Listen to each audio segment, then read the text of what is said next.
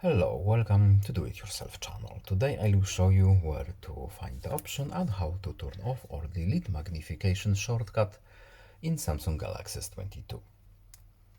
So right now we have our magnification shortcut in our accessibility shortcut button right here.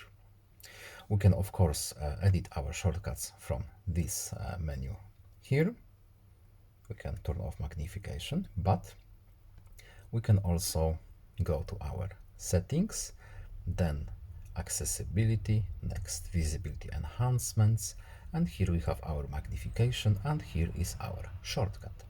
We can edit our shortcut. We can assign one of these options, so we can have it under a button press, but we can just turn it off, and now it's gone from our shortcut menu.